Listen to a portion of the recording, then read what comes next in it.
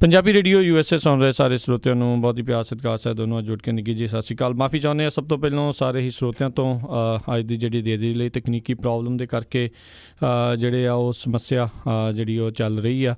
ਇਸ ਕਰਕੇ ਜਿਹੜੇ ਜੀ ਹੁਣ ਆਪਣੇ ਨਾਲ ਜਿਹੜੇ ਜੁੜ ਚੁੱਕੇ ਨੇ ਪ੍ਰੋਗਰਾਮ ਖਬਰ ਤੇ ਨਜ਼ਰ ਦੇ ਵਿੱਚ ਪ੍ਰਵੀਨ ਸ਼ਰਮਾ ਜੀ ਇਸ ਟਾਈਮ ਆਪਣੇ ਨਾਲ ਜੁੜੇ ਨੇ। ਪ੍ਰਵੀਨ ਸ਼ਰਮਾ ਜੀ ਨਿੱਘੀ ਜੀ ਆਇਆਂ ਨੂੰ ਪਿਆਰ ਭਰੀ ਸਤਿ ਸ਼੍ਰੀ ਅਕਾਲ ਜੀ।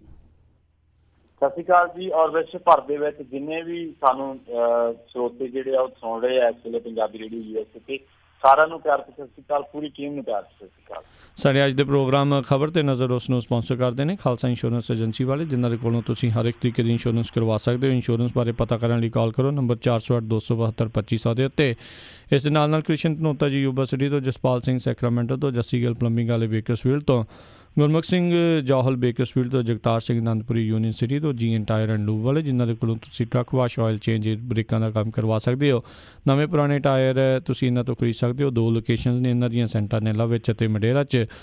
ਹੋਰ ਜਾਣਕਾਰੀ ਲਈ ਕਾਲ ਨਿਮਾ ਸਹੋਤਾ 209-277-0113 ਦੇ ਉੱਤੇ। ਅਤੇ ਨਾਲ ਹੀ ਕੰਗ ਟਰਾਂਸਪੋਰਟੇਸ਼ਨ ਯੂਬਾ ਸਿਟੀ ਵਾਲੇ, ਜਿਨ੍ਹਾਂ ਨੂੰ ਇਸ ਟਾਈਮ ਟਰੱਕ ਡਰਾਈਵਰਸ ਦੀ ਜ਼ਰੂਰਤ ਆ। ਪੱਕੇ ਲੋਡ ਹਨ ਇਹਨਾਂ ਦੇ। ਟ੍ਰੇਲਰ ਵੀ ਤੁਸੀਂ ਇਹਨਾਂ ਤੋਂ ਰੈਂਟ ਕਰ ਸਕਦੇ ਹੋ। 60 ਸੈਂਟ ਪਰ ਮਾਈਲ ਦੇ ਹਿਸਾਬ ਦੇ ਨਾਲ ਡਰਾਈਵਰਸ ਨੂੰ ਮਿਲਣਗੇ। ਹੋਰ ਜਾਣਕਾਰੀ ਲਈ ਕਾਲ ਸਨੀ ਕੰਗ 530-301-99-29 ਦੇ ਉੱਤੇ। ਪ੍ਰਵੀਨ ਜੀ, ਗੱਲਬਾਤ ਦਾ ਸਿਲਸਿਲਾ ਜਿਹੜਾ ਸ਼ੁਰੂ ਕਰਦੇ ਹਾਂ। ਹੋਟਲ ਡਿੱਗਣ ਗਈ ਅਫਸਰ ਦਾ ਹੀ ਗੋਲੀ ਮਾਰ ਕੇ ਕਤਲ। ਜੀ ਬਿਲਕੁਲ, ਬੜੀ ਮੰਦਭਾਗੀ ਘਟਨਾ ਵਾਪਰੀ ਹੈ। ਕਸੌਲੀ ਤੋਂ ਇਹ ਮਸਲਾ ਆ ਰਿਹਾ ਕਿ ਇੱਕ ਨਜਾਇਜ਼ ਹੋਟਲ ਡਿੱਗਣ ਗਈ ਸੀ ਟੀਮ, ਤੇ ਹੋਟਲ ਮਾਲਕ ਨੇ ਜਿਹੜੀ ਇਹ ਟੀਮ ਡਿੱਗਣ ਗਈ ਸੀ ਹੋਟਲ ਨੂੰ, ਇਹਦੇ ਤੇ ਗੋਲੀ ਚਲਾਤੀ।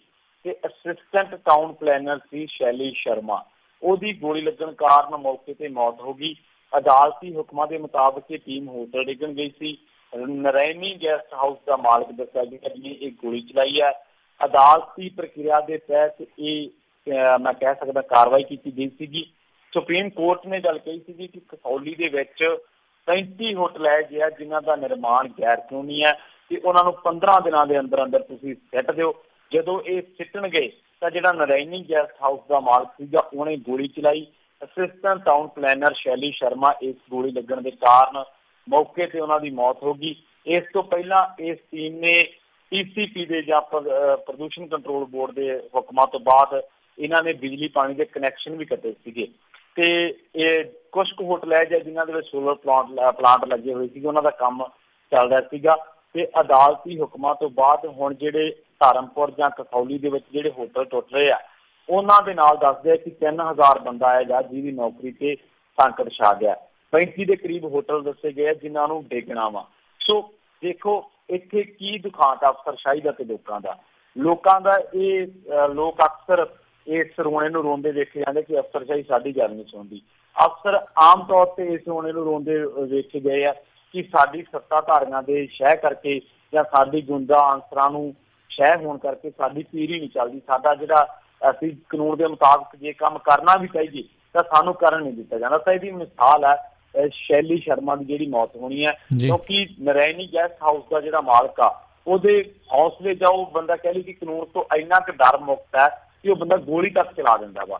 ਸੋ ਜਿਹੜੇ ਮੁਲਕ ਦੇ ਵਿੱਚ ਅਦਾਲਤੀ ਹੁਕਮ ਤਾਮੀਲ ਨਹੀਂ ਹੋ ਸਕਦੇ, ਉਹ ਮੁਲਕ ਦਾ ਲਾਅ ਐਂਡ ਆਰਡਰ ਕਿੱਥੇ ਸਟੈਂਡ ਕਰਦਾ, ਇਹਦੇ ਬਾਰੇ ਤੁਸੀਂ ਸਹਿਜੇ ਅੰਦਾਜ਼ਾ ਲਾ ਸਕਦੇ ਹੋ। ਜੀ ਅਗਲੀ ਪ੍ਰਵੀਨ ਜੀ ਗੱਲ ਕਰਦੇ ਹਾਂ। ਮੋਦੀ ਸਰਕਾਰ ਨੂੰ ਅਜੇ ਵੀ ਨਹੀਂ ਲੱਗਦਾ ਮਹਿੰਗਾ ਵੀ ਇਹ ਪੈਟਰੋਲ ਮਹਿੰਗਾ ਆ, ਤੇ ਕਹਿੰਦੇ ਟੈਕਸ ਘਟਾਉਣ ਤੋਂ ਕੋਰੀ ਨਾ ਆ। ਦੇਖੋ ਮੋਦੀ ਸਰਕਾਰ ਨੂੰ ਤਾਂ ਲਾਲ ਕਿਲੇ ਦਾ ਰੱਖ ਰਖਾਵ ਮਹਿੰਗਾ ਲੱਗਦਾ ਹੈ। ਉਹ ਕਹਿੰਦੇ ਵੀ ਇਸ ਤੋਂ ਬਿਹਤਰ ਇਹ ਹੈ ਕਿ ਇਸ ਦਾ ਠੇਕੇ ਤੇ ਚਾੜ ਦੇਈਏ।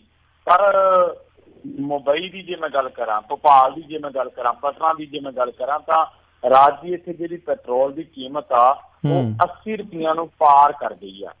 ਪੂਰੇ ਭਾਰਤ ਦੇ ਵਿੱਚ ਜੇ ਮੈਂ ਗੱਲ ਕਰਾਂ ਤਾਂ 1 ਦਰਜਨ ਤੋਂ ਵੱਧ ਇਹ ਜਿਹੇ ਸੂਬੇ ਜਿੱਥੇ ਇਸ ਵੇਲੇ ਪੈਟਰੋਲ ਦਾ ਜਿਹੜਾ ਮੁੱਲ ਆ ਉਹ 75 ਰੁਪਈਆਂ ਤੋਂ ਵੱਧ ਆ। ਪਰ ਸਰਕਾਰ ਕਹਿੰਦੀ ਕਿ ਇੰਨਾ ਤਾਂ ਰੇਟ ਕੋਈ ਜ਼ਿਆਦਾ ਨਹੀਂ ਹੈ। ਐਕਸਾਈਜ਼ ਡਿਊਟੀ ਘਟਾ ਕੇ ਪੈਟਰੋਲ ਦੀ ਕੀਮਤ ਘਟਾਉਣ ਦੀ ਮੰਗ ਬੇਸ਼ੱਕ ਤੇਜ਼ ਹੋ ਰਹੀ ਆ, ਪਰ ਸਰਕਾਰ ਕਹਿੰਦੀ ਹੈ ਕਿ ਹਜੇ ਅਸੀਂ ਐਕਸਾਈਜ਼ ਡਿਊਟੀ ਨਹੀਂ ਘਟਾ ਸਕਦੇ। ਸੁਭਾਸ਼ ਚੰਦਰ ਗਰਗ ਆ ਜਿਹੜੇ ਆਰਥਿਕ ਮਾਮਲਿਆਂ ਦੇ ਸੈਕਟਰੀ ਆ ਸਰਕਾਰ ਦੇ, ਉਹਨਾਂ ਨੇ ਬਿਆਨ ਦਿੱਤਾ। ਉਹ ਕਹਿੰਦੇ ਕਿ ਐਕਸਾਈਜ਼ ਡਿਊਟੀ ਘਟਾਉਣ ਦੇ ਸਰਕਾਰ ਬਿਲਕੁਲ ਪੱਖ ਦੇ ਵਿੱਚ ਨਹੀਂ। ਔਰ ਜੇ ਮੈਂ ਗੱਲ ਕਰਾਂ ਕਿ ਕਦੋਂ ਘਟਾਈ ਗਈ ਸੀ, ਆਖਰੀ ਵਾਰ ਇਹਨਾਂ ਨੇ ਐਕਸਾਈਜ਼ ਡਿਊਟੀ ਘਟਾਈ ਸੀ ਅਕਤੂਬਰ 2017 ਦੇ ਵਿੱਚ 2-2 ਰੁਪਏ ਡੀਜ਼ਲ ਤੇ ਵੀ ਤੇ ਪੈਟਰੋਲ ਤੇ ਵੀ। ਉਦੋਂ ਕੇਂਦਰ ਸਰਕਾਰ ਦੀ ਅਪੀਲ ਤੇ ਮਹਾਰਾਸ਼ਟਰ ਨੇ ਰੇਟ ਘਟਾਈ ਸੀ, गुजरात ने रेट घटाए सी, मध्य प्रदेश ने रेट घटाए सी, हिमाचल प्रदेश ने रेट घटाए सी। पर हुण सरकार कहती है कि असीं बेशक विचार तो इहदे ते कर रहे हैं कि एक्साइज ड्यूटी घटा दईए, पर असीं हले घटा नहीं सकते। मोदी साहब जदों प्रधानमंत्री बने आ उदों उन्होंने ये भाषण दिता सीगा कि मैं किस्मत वाला प्रधानमंत्री हाँ कि कच्चे तेल दीयां कीमतां जिहड़ियां ने वो अंतरराष्ट्रीय बाजार दे विच डिग रही हैं। तो मेरा ख्याल है कि भारत की जनता बदकिस्मत है कि कच्चे तेल दीयां कीमतां अद्धियां रहण दे बावजूद उन्होंने जिहड़ा पेट्रोल ते डीजल आ उसे रेट ते मिलदा वा। जी जी जी। अगली आपां गल करिए बीजेपी दे जिहड़े मंत्री आ ते चाहे मुख मंत्री आ, कुछ ना कुछ नवां ही शगुफा कढ मारदे आ। हुण एक मंत्री दा दावा कहंदे गूगल नारद मुनी आ। हाँ जी बिल्कुल, नारद मुनी बारे तुसीं सुणिआ ही होना, बहुत मिथिहास दे विच मतलब उन्हां दी चर्चा हुंदी है कि इस तरह हुंदा सी, इस तरह हुंदा सी, बड़ा कुछ आपां पढ़दे लिखदे हैं। हालांकि सोशल मीडिया से ये व्यंग भी कथे जाते इस तरह के, पर तुहानूं याद होना विप्लव देव है जिहड़ा वो भी कहना सीगा कि जी इंटरनेट बहुत पुराने टाइमां तो खोज हुई भी है, ये फलाना वा। इस तरह महेश शर्मा इन्हां दा इक भी इस तरह की बयानबाजी करता रहिंदा, बीजेपी का मंत्री है। हुण जिहड़ा बयान दिता है गुजरात के मुख मंत्री है विजय पुरानी, ये कहने भी जेकर त्रिपुरा का मुख मंत्री बयान दे सकदा कि असीं काहतों पिछे हट के ताए दी धी कली ते मैं क्यों रहां कली। ये कहते हैं भी जिवें गूगल नूं पूरी दुनिया बारे पता ना, उस तरह संत नारद नूं पूरी दुनिया बारे जानकारी हुंदी सी। ये मतलब गूगल के नाल उहनूं मतलब कंपेयर कर रहे हैं, उन्हां दा कंपैरिजन कर रहे हैं। ते वो कहने कि नारद जी जिहड़े सीगे गूगल वांग जानकारी दा जरिया सीगे, क्योंकि जो कुछ दुनिया दे विच वापरदा सीगा ते ओह सारा कुछ दसदे सीगे, सारा कुछ उन्हां नूं पता हुंदा सीगा। ते विप्लव देव है जिहड़े वो कहने सीगे कि जी भारत महाभारत काल तो इंटरनेट का इस्तेमाल हो रहा है, पश्चिमी मुल्क जिहड़े वो तो साडे नालों बहुत पिछे है, क्योंकि भारत में लखां साल पहले इंटरनेट की खोज हुई थी। सो देखो एक पासे गुजरात है जां चलो त्रिपुरा की गल तो बाद कर लांगे। गुजरात का एक तक जिहड़ा इह जिहा वा जिथे भुखमरी, जिथे कंपोषण, जिथे बिजली है भी नहीं गई, पर उत्थों का मुख मंत्री जिहड़ा वो है जो बयान घटिया बयानबाजी गल बल्कि वो गल्लां करदा जिन्हां दा कोई आधार नहीं गा। जेकर ये लोग जिहड़े चुने हुए नुमाइंदे आ, जेकर ये लोग सानू इस तरह ही पिछले कालों के विच लई फिरदे रहे तो फिर असीं वो दिन भुल जाइए कि असीं दूजे मुल्कां वांग चंद की सैर करांगे जां 21वीं सदी के वांगू जीवन बतीत करांगे। तो मैनूं लगदा कि जे इन्हां दी मानसिकता है तो वो दिन दूर नहीं जदों ये लोग कहणगे कि जी कदे तां मनुख नंगा भी फिरदा हुंदा सीगा ते हुण भी सानू नंगे तुरे फिरना चाहीदा, जां साडे लई सिੱਖਿਆ जरूरी नहीं, जां साडे लई हुण साधनां दी कोई कमी नहीं, क्योंकि मिथिहास दे विच इह जिहा भी जिक्र आउंदा कि कुछ लोक इह ਜਿਹੇ ਸੀ ਜਿਹੜੇ ਉੱਡ के ही चले जाते ਸੀਗੇ। सो मैनूं लगदा कि विज्ञान वाले पासे आउणा चाहीदा जे असीं सुपर पावर आपदे आप नूं जे बुलेट ट्रेनां दे सुपने असीं वेहणे आ ना, ते इहो जिहियां दलीलां जां इहो ਜਿਹੇ नुमाइंदे सानू नहीं कुर्सियां ते बिठाउणे चाहीदे ਜਿਹੜੇ सानू अगे लिजाण दी थां ते पिछले कालां ਦੀਆਂ ਉਦਾਹਰਨਾਂ ਦੇ ਕੇ ਉਹਨਾਂ ਦੇ ਵਾਂਗੂ ਜੀਵਨ ਬਤੀਤ ਕਰਨ ਨੂੰ ਕਹਿਣ ਜਾਂ ਉਹਨਾਂ ਦੀਆਂ ਮਿਸਾਲਾਂ ਦੇ ਕੇ ਸਾਨੂੰ ਅਸਲ ਮੁੱਦਿਆਂ ਤੋਂ ਭਟਕਾਉਣ। ਜੀ ਜੀ ਜੀ। ਅਗਲੀ ਜਿਹੜੀ ਆਪਾਂ ਗੱਲ ਕਰਦੇ ਹਾਂ ਵੀ ਕਹਿੰਦੇ ਊਨਾ ਕਾਂਡ ਮਗਰੋਂ ਬੀਜੇਪੀ ਵਿਧਾਇਕ ਸਣੇ 450 ਦਲਿਤਾਂ ਨੇ ਛੱਡਿਆ ਹਿੰਦੂ ਧਰਮ। ਦੇਖੋ ਗੁਜਰਾਤ ਦਾ ਜਿਹੜਾ ਊਨਾ ਕਾਂਡ ਆ ਨਾ ਇੱਕ ਵਾਰੀ ਫੇਰ ਸੁਰਖੀਆਂ ਦੇ ਵਿੱਚ ਰਾਜੀ, ਉਹਦਾ ਕਾਰਨ ਇਹ ਹੈ ਕਿ ਇੱਥੇ ਗਊ ਰੱਖਿਅਕਾਂ ਨੇ ਕੁੱਟਮਾਰ ਕੀਤੀ ਸੀਗੀ ਤੇ ਉਸੇ ਰੋਸ ਦੇ ਵਜੋਂ 450 ਜਿਹੜੇ ਦਲਿਤ ਆ ਉਹਨਾਂ ਨੇ ਹਿੰਦੂ ਧਰਮ ਨੂੰ ਛੱਡ ਦਿੱਤਾ ਤੇ ਬੁੱਧ ਧਰਮ अपना लिया। तो इन्हां दे विच भारतीय जनता पार्टी का एक दलित विधायक है प्रदीप परमार। सोमनाथ जिला वा अहमदाबाद दे विच एक इलाका पैंदा ते उत्थे एक प्रोग्राम किया इन्हां ने ते इन्हां ने ये गल कही कि असीं हुण हिंदुआं दे भगवान नूं ना मन्नीए ना असीं हिंदू धर्म दे विच रहीए। ते हुण दसदे कि जिहड़ा जिले का कलैक्टर जिहनूं असीं डीसी कह दिंदे आ ਉਹਦੇ ਸਰਟੀਫਾਈਡ ਹੋਣ ਦੀ ਜਾਂ ਉਹਦੇ ਵੱਲੋਂ ਸਰਟੀਫਾਈਡ ਕਰਨ ਦੀ इंतजार किया जा रहा है, क्योंकि अधिकारक तौर पर धर्म तब्दीली उस वे तक नहीं मनी जाती जो तक इन्हू सर्टिफाइड नहीं किया जाता। प्रोग्राम के 1000 तो वध दलित पहुंचे हुए थे। तो यह 2016 के एक घटना वापरी थी, तुहानू याद होना है कि ऊने के मरी हुई गां की चमड़ी कढ़न नूं लैके जिहड़े गऊ तस्कर आ उन्होंने 7 दलितों की कुटमार की थी बहुत बुरे तरीके के नाल। इस तो बाद फिर इन्हों ने जिहड़े जिन्हां दे विच पीड़ित सीगे उन्होंने बुद्ध धर्म अपना लिया सी। हुण फिर गऊ रक्षਕਾਂ ने कुटिया जां गऊ रक्षਕਾਂ ने गुंडागर्दी की तो हुण 450 जिहड़ा दलित आ उन्हें हिंदू धर्म नूं छड्ड के बुद्ध धर्म अपना लिया। ਬਹੁਤ ਸਾਰੀਆਂ ਰਿਪੋਰਟਾਂ ਅਸੀਂ ਨਿਊਜ਼ ਵੈਬ ਪੋਰਟਲ ਦੇ ਜ਼ਰੀਏ ਉਹ ਪੜ੍ਹਦੇ ਰਹਿੰਦੇ ਹਾਂ, ਜਿਨ੍ਹਾਂ ਦੇ ਵਿੱਚ ਇਹ ਗੱਲ ਕਹੀ ਜਾਂਦੀ ਕਿ ਭਾਰਤ ਦੇ ਵਿੱਚ ਜਿਹੜੇ ਦਲਿਤ ਨੇ ਜਾਂ ਖਾਸ ਕਰਕੇ ਘੱਟ ਗਿਣਤੀ ਵਰਗ ਨੇ ਉਹ ਆਪਣੇ ਆਪ ਨੂੰ ਅਸੁਰੱਖਿਅਤ ਮਹਿਸੂਸ ਕਰਦੇ ਆ। ਹੈਰਾਨੀ ਦੀ ਗੱਲ ਹੈ ਕਿ ਇੱਕ ਪਾਸੇ ਜਿਹੜੇ ਦੇਸ਼ ਨੂੰ ਚਲਾਉਣ ਵਾਲੇ ਲੋਕ ਆ ਔਰ ਇਹਨਾਂ ਦੇ ਪਿੱਛੇ ਜਿਹੜੀ ਜਥੇਬੰਦੀ ਕੰਮ ਕਰਦੀ ਹੈ ਉਹ ਕਹਿੰਦੀ ਹੈ ਕਿ ਅਸੀਂ ਹਿੰਦੂ ਰਾਸ਼ਟਰ ਬਣਾਉਣਾ ਵਾ, ਦੂਜੇ ਪਾਸੇ ਦਲਿਤ ਭਾਈਚਾਰੇ ਨੂੰ ਪ੍ਰਤਾੜਿਤ ਕੀਤਾ ਜਾਂਦਾ, ਉਹਨਾਂ ਦਾ ਸ਼ੋਸ਼ਣ ਕੀਤਾ ਜਾਂਦਾ ਹੈ।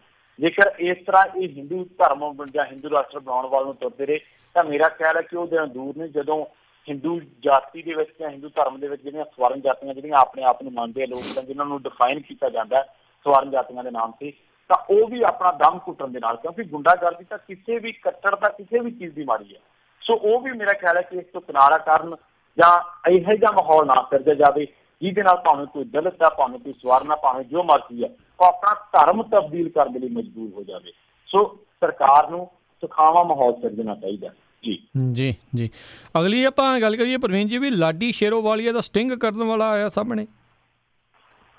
ਦੇਖੋ ਤੁਹਾਨੂੰ ਯਾਦ ਹੋਣਾ ਪਿਛਲੇ ਕਾਫੀ ਦਿਨਾਂ ਤੋਂ ਲਾਡੀ ਸ਼ੇਰੋਵਾਲੀਆ ਚਰਚਾ ਦੇ ਵਿੱਚ ਹੈ। ਚਰਚਾ ਦੇ ਵਿੱਚ ਕਿਉਂਕਿ ਇੱਕ ਸਟਿੰਗ ਆਪਰੇਸ਼ਨ ਹੋਇਆ ਸੀ। ਉਹ ਕਹਿੰਦਾ ਸੀਗਾ ਕਿ ਠੇਕੇਦਾਰ ਨੂੰ ਕਹਿ ਰਿਹਾ ਉਹ ਬੰਦਾ ਸਟਿੰਗ ਆਪਰੇਸ਼ਨ ਦੇ ਵਿੱਚ ਲਾਡੀ ਸ਼ੇਰੋਵਾਲੀਆ ਜਿਹੜਾ ਇਸ ਵੇਲੇ ਸ਼ਾਹਕੋਟ ਜ਼ਿਮਨੀ ਚੋਣ ਤੋਂ ਕਾਂਗਰਸ ਦੀ ਉਮੀਦਵਾਰੀ ਦਾ ਦਾਅਵੇਦਾਰ ਹੈ ਜਿਹੜਾ, ਉਹ ਕਹਿੰਦਾ ਤੁਸੀਂ ਸਾਰੇ ਜਾਣੇ ਨਾ ਆਇਆ ਕਰੋ, ਜਿਹੜਾ ਪੈਸਿਆਂ ਦਾ ਲੈਣ ਦੇਣ ਆ ਉਹ ਵਿਰੋਧੀਆਂ ਨੂੰ ਵੀ ਮਾੜੇ ਮੋਟੇ ਦੇ ਦਿਆ ਕਰੋ, ਸਰਪੰਚ ਨੂੰ ਵੀ ਟਿਕਾ ਲਓ, ਇੱਕ ਟਰੱਕ ਸਾਨੂੰ ਰੇਤੇ ਦਾ ਦੇ ਦਿਆ ਕਰੋ।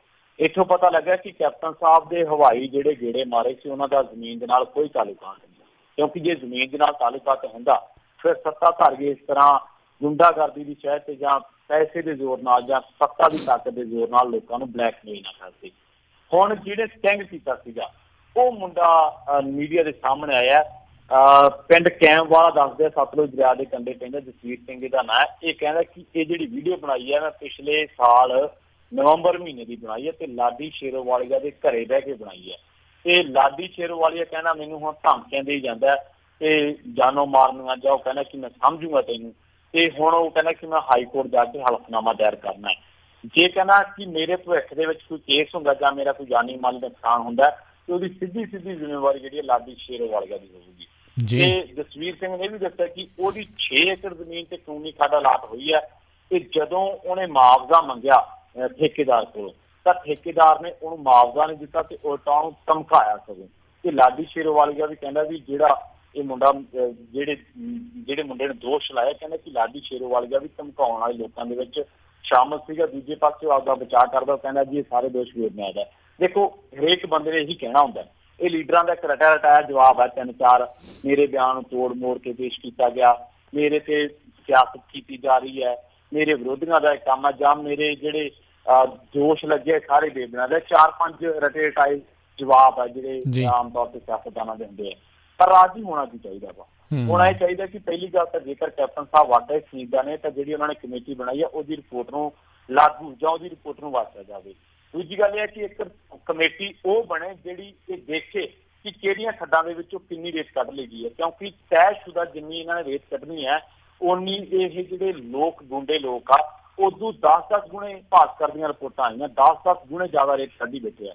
ਦੂਜਾ ਹੈ ਕਿ ਜਿਹੜੇ ਲੋਕ ਇਹਨਾਂ ਤੋਂ ਪੀੜਤ ਨੇ ਜਿਨ੍ਹਾਂ ਨੂੰ ਧਮਕਾਇਆ ਜਾਂਦਾ ਤਾਂ ਉਹਨਾਂ ਦੇ ਮੁਆਵਜ਼ੇ ਦਾ ਪ੍ਰਬੰਧ ਕੀਤਾ ਜਾਵੇ। ਤੀਜੀ ਗੱਲ ਇਹ ਹੈ ਕਿ ਜਿਹੜੇ ਲੋਕਾਂ ਤੇ ਐਲੀਗੇਸ਼ਨ ਲੱਗਦਾ, ਸੁਖਵਿੰਦਰ ਬਿੱਟੀ ਤੇ ਐਲੀਗੇਸ਼ਨ ਲੱਗੀ ਹੈ, ਸਤਕਾਰ ਕੌਰ ਗਹਿਰੀ ਤੇ ਐਲੀਗੇਸ਼ਨ ਲੱਗੀ ਹੈ, ਕੁਸ਼ਲਦੀਪ ਕਿੱਕੀ ਢਿੱਲੋਂ ਤੇ ਐਲੀਗੇਸ਼ਨ ਲੱਗੇ ਹੈ, ਜਿੰਨੀ ਜਿਹੜਾ ਜੈਨੀ ਜੌਲ ਜਿਹੜਾ ਦੱਸਿਆ ਜਾਂਦਾ ਮਨਪ੍ਰੀਤ ਦਾ ਸਾਲਾ ਜੌਲ ਜੈਜੀ ਜੌਲ ਉਹਦੇ ਤੇ ਦੋਸ਼ ਲੱਗੇ ਹੈ। ਬਹੁਤ ਸਾਰੇ ਕਾਂਗਰਸ ਦੇ ਮੌਜੂਦਾ ਵਿਧਾਇਕ, ਕਾਂਗਰਸ ਦੇ ਵਰਕਰ ਉਹਨਾਂ ਤੇ ਦੋਸ਼ ਲੱਗਦੇ ਕਿ ਇਹ ਜਿਹੜੇ ਲੋਕ ਆ ਇਹ ਨਜਾਇਜ਼ ਮਾਈਨਿੰਗ ਕਰ ਰਹੇ ਆ। ਤਾਂ ਮੇਰੇ ਹਿਸਾਬ ਨਾਲ ਇਕੱਲੇ ਹਵਾਈ ਗੇੜਾਂ ਨਾਲ ਗੱਲ ਨਹੀਂ ਬਣਨੀ, ਜ਼ਮੀਨ ਤੇ ਉਤਰ ਕੇ ਇਹਨਾਂ ਲੋਕਾਂ ਦੇ ਖਿਲਾਫ ਐਕਸ਼ਨ ਹੋਣੇ ਚਾਹੀਦੇ ਜਿਹੜੇ ਕੁਦਰਤੀ ਸਰੋਤਾਂ ਦੀ ਇਕੱਲੀ ਲੁੱਟ ਹੀ ਨਹੀਂ ਕਰਦੇ ਬਲਕਿ ਉਸ ਲੁੱਟ ਨੂੰ ਰੋਕਣ ਵਾਲੇ ਲੋਕਾਂ ਨੂੰ ਉਹ ਬਲੈਕਮੇਲ ਕਰਦੇ ਆ, ਉਹਨਾਂ ਨੂੰ ਧਮਕਾਉਂਦੇ ਵੀ ਆ। ਜੀ ਜੀ ਅਗਲੀ ਜਿਹੜੀ ਆਪਾਂ ਗੱਲ ਕਰਦੇ ਖੇਡ ਮੰਤਰੀ ਰਠੌਰ ਹੋਣਾ ਨੇ ਕਿਹਾ ਵੀ ਜਿਹੜਾ ਖਿਡਾਰੀਆਂ ਨੂੰ ਤੰਗ ਕਰੂਗਾ ਉਹਦੀ ਆਊਗੀ ਸ਼ਾਮਤ। ਦੇਖੋ ਆਮ ਤੌਰ ਤੇ ਆਪਾਂ ਇਹਨਾਂ ਗੱਲਾਂ ਨੂੰ ਪੜ੍ਹਦੇ ਰਹਿੰਦੇ ਆ ਜਾਂ ਖਬਰਾਂ ਸਾਂਝੀਆਂ ਕਰਦੇ ਰਹਿੰਦੇ ਕਿ ਖਿਡਾਰੀਆਂ ਦਾ ਜਿਨਸੀ ਸ਼ੋਸ਼ਣ ਹੁੰਦਾ, ਉਹਨਾਂ ਨੂੰ ਫੰਡ ਨਹੀਂ ਮਿਲਦੇ, ਉਹਨਾਂ ਨੂੰ ਉਹ ਰਕਮ ਨਹੀਂ ਮਿਲਦੀ ਜਿਹੜੀ ਦੇ ਲਈ ਉਹ ਖੇਡਦੇ ਆ। ਬਹੁਤ ਸਾਰੇ ਖਿਡਾਰੀ ਹੈ ਜਿਹੜੇ ਜਰਸੀਆਂ, ਬੂਟ, ਹਾਕੀਆਂ ਜਾਂ ਹੋਰ ਸਮਾਨ ਜਿਹੜਾ ਵਾ ਪੱਲਿਓਂ ਪੈਸੇ ਖਰਚ ਕੇ ਲੈਂਦੇ ਆ। ਇਸੇ ਕਰਕੇ ਸਚਿਨ ਤੰਦੂਲਕਰ ਹੋਰਾਂ ਨੇ ਰਾਜ ਸਭਾ ਦੇ ਵਿੱਚ ਬਿੱਲ ਪੇਸ਼ ਕੀਤਾ ਸੀਗਾ ਕਿ ਖਿਡਾਰੀਆਂ ਦਾ ਜਿਹੜਾ ਭਵਿੱਖ ਆ ਉਹਨੂੰ ਸੁਰੱਖਿਅਤ ਕੀਤਾ ਜਾਵੇ, ਕਿ ਕੋਈ ਖਿਡਾਰੀ ਇਹ ਨਾ ਹੋਵੇ ਕਿ 10 ਸਾਲ ਮਿਹਨਤ ਕਰਕੇ ਉਹ ਵਿਚਾਰਾ ਪਰਤ ਜੇ ਆਪਦੇ ਟਰੈਕ ਵੱਲ ਨੂੰ, ਤੇ ਉਸ ਤੋਂ ਬਾਅਦ ਟਰੈਕ ਤੋਂ ਪੱਕ ਕੇ ਉਸ ਤੋਂ ਬਾਅਦ ਉਹ ਜਿਹੜਾ ਜ਼ਿੰਦਗੀ ਨਿਰਵਾਹ ਕਰਨ ਲਈ ਦਿਹਾੜੀਆਂ ਕਰਦਾ ਫਿਰ। ਇਹ ਜਿਹਾ ਜਿਹੜੀ ਜ਼ਿੰਦਗੀ ਆ ਉਹ ਖਿਡਾਰੀ ਦੀ ਨਹੀਂ ਹੋਣੀ ਚਾਹੀਦੀ। ਤਾਂ ਹੁਣ ਜਿਸਮਾਨੀ ਸ਼ੋਸ਼ਣ ਦੀਆਂ ਘਟਨਾਵਾਂ ਨੂੰ ਲੈ ਕੇ ਰਕਮਾਂ ਜਾਂ ਫੰਡ ਜਿਹੜੇ ਨਹੀਂ ਮਿਲਦੇ, ਉਹਨਾਂ ਨੂੰ ਲੈ ਕੇ ਜਿਹੜੇ ਸਾਡੇ ਕੇਂਦਰੀ ਖੇਡ ਰਾਜ ਮੰਤਰੀ ਰਾਜਵਰਧਨ ਸਿੰਘ ਰਾਠੌਰ ਇਹ ਸਾਹਮਣੇ ਆਏ ਆ। ਉਹ ਕਹਿੰਦੇ ਕਿ ਜੇਕਰ ਕਿਸੇ ਖਿਡਾਰੀ ਨੂੰ ਰਕਮ ਦੇ ਵਿੱਚ ਮਨਜ਼ੂਰੀ ਕਰਨ ਦੇ ਵਿੱਚ ਜਾਂ ਉਹਨੂੰ ਮਨਜ਼ੂਰ ਕਰਨ ਦੇ ਵਿੱਚ ਦੇਰੀ ਕੀਤੀ ਜਾਂਦੀ ਹੈ, ਤਾਂ ਉਹ ਜਿਹੜੇ ਅਧਿਕਾਰੀ ਰਕਮ ਰੋਕਣਗੇ ਜਾਂ ਫੰਡ ਰੋਕਣਗੇ ਉਹਨਾਂ ਨੂੰ ਬਰਖਾਸਤ ਕੀਤਾ ਜਾਊਗਾ। ਤੇ ਉਹ ਕਹਿੰਦੇ ਕਿ ਭਾਰਤੀ ਖੇਡਾਂ ਦੇ ਵਿੱਚ ਪੈਸੇ ਦੀ ਕੋਈ ਕਮੀ ਨਹੀਂ ਹੈ, ਪਰ ਖਿਡਾਰੀਆਂ ਤੇ ਸੰਘਾਂ ਨੂੰ ਜਿੰਨੇ ਵੀ ਜਥੇਬੰਦੀਆਂ ਇਹਨਾਂ ਨੂੰ ਫੰਡ ਦੀ ਵਰਤੋਂ ਸਹੀ ਮੰਤਵ ਦੇ ਲਈ ਕਰਨੀ ਚਾਹੀਦੀ ਹੈ। ਦੇਖੋ, ਇਹ ਹੱਲਾਸ਼ੇਰੀ ਦੇਣੀ ਬਹੁਤ ਜ਼ਰੂਰੀ ਆ। ਬਹੁਤ ਸਾਰੇ ਲੋਕ ਹੈ ਜਿਹਨੇ ਜਿਹੜੇ ਘਟੀਆ ਲੋਕਾਂ ਕਰਕੇ, ਘਟੀਆ ਅਧਿਕਾਰੀਆਂ ਕਰਕੇ ਆਪਣੀ ਖੇਡ ਤੋਂ ਪਾਸਾ ਵਟਣ ਦੇ ਲਈ ਮਜਬੂਰ ਹੋ ਜਾਂਦੇ ਨੇ। ਬਹੁਤ ਸਾਰੀਆਂ ਕੁੜੀਆਂ ਇਹਦੀਆਂ ਜਿਨ੍ਹਾਂ ਦੇ ਨਾਲ ਜ਼ਿਆਦਤੀਆਂ ਹੁੰਦੀਆਂ ਪਰ ਉਹ ਕਹਿ ਨਹੀਂ ਸਕਦੀਆਂ। ਤਾਂ ਮੇਰਾ ਖਿਆਲ ਹੈ ਕਿ ਇਕੱਲਾ ਚਿੰਤਾ ਕਰਨ ਨਾਲੋਂ ਕਿ ਸਾਨੂੰ ਮੈਡਲ ਨਹੀਂ ਆਇਆ ਜਾਂ ਸਾਡੇ ਖਿਡਾਰੀ ਪਿੱਛੇ ਕਿਉਂ ਆਏ, ਇਹਨਾਂ ਚੀਜ਼ਾਂ ਤੋਂ ਉੱਪਰ ਉੱਠ ਕੇ ਉਹ ਪੇਸ਼ਬੰਦੀਆਂ ਜਾਂ ਉਪਰਾਲੇ ਕਰਨ ਦੀ ਜ਼ਰੂਰਤ ਹੈ, ਜਿਹਦੇ ਨਾਲ ਖਿਡਾਰੀ ਨੂੰ ਇੱਕ ਢੁਕਵਾਂ ਮਾਹੌਲ ਮਿਲੇ, ਜਿਹਦੇ ਵਿੱਚ ਉਹਨੂੰ ਨਾ ਤਾਂ ਜਿਸਮਾਨੀ ਸ਼ੋਸ਼ਣ ਦਾ ਡਰ ਹੋਵੇ, ਨਾ ਉਹਨੂੰ ਇਹ ਡਰ ਹੋਵੇ ਕਿ ਮੈਨੂੰ ਖਬਰਾਂ ਫੰਡ ਕੋਈ ਜਾਂ ਰਕਮ ਕੋਈ ਮਿਲੂ ਨਾ ਮਿਲੂ, ਮੈਨੂੰ ਖਰਚਾ ਨਾ ਮਿਲੂ। ਤਾਂ ਮੇਰੇ ਖਿਆਲ ਦੇ ਨਾਲ ਰਾਜਵਰਧਨ ਦਾ ਜਿਹੜਾ ਰਾਠੌਰ ਦਾ ਬਿਆਨ ਹੈ, ਤਾਂ ਸਾਨੂੰ ਇਸ ਨੂੰ ਸਕਾਰਾਤਮਕ ਔਰ ਇੱਕ ਚੰਗੇ ਤਰੀਕੇ ਨਾਲ ਲੈਣਾ ਚਾਹੀਦਾ। ਪਰ ਜੇਕਰ ਇਹ ਜ਼ਮੀਨ ਦੇ ਉੱਤੇ ਲਾਗੂ ਹੋਵੇ ਤਾਂ ਜੀ। ਅਗਲੀ ਜੇ ਆਪਾਂ ਗੱਲ ਕਰੀਏ SGPC ਜਿਹੜੀ ਹੈ ਕਹਿੰਦੇ ਯਾਤਰੂਆਂ ਦੇ ਲਈ ਨਿਯਮ ਸਖਤ ਕਰੇਗੀ। ਦੇਖੋ, ਜਿਹੜਾ ਪਾਕਿਸਤਾਨ ਦੇ ਵਿੱਚ 2 ਜਣੇ ਗਾਇਬ ਹੋਏ ਨਾਸੀ ਢੰਗ ਦੇ ਨਾਲ, ਇੱਕ ਬੀਬੀ ਨੇ ਆਮਨਾ ਬੀਬੀ ਨੇ ਵਿਆਹ ਵੀ ਕਰਵਾ ਲਿਆ ਜੀ।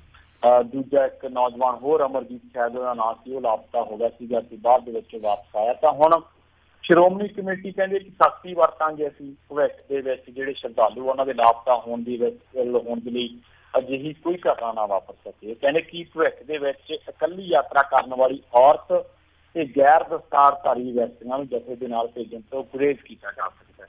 ਦੇਖੋ, ਇਹਦੇ ਵਿੱਚ ਕੋਈ ਦੋ ਰਾਏ ਨਹੀਂ ਕਿ ਜਿਹੜੀਆਂ ਘਟਨਾਵਾਂ ਵਾਪਰੀਆਂ ਨਿੰਦਣਯੋਗ ਹੈ, ਕਿਉਂਕਿ ਇਹਦੇ ਨਾਲ ਲੋਕਾਂ ਦੀ ਜਿਹੜੀ ਧਾਰਮਿਕ ਅਕਾਦਤ ਹੈ ਉਹ ਪ੍ਰਭਾਵਿਤ ਹੁੰਦੀ ਹੈ। ਇਹਦੇ ਵਿੱਚ ਮੁਨਕਰ ਨਹੀਂ ਹੋ ਸਕਦੇ।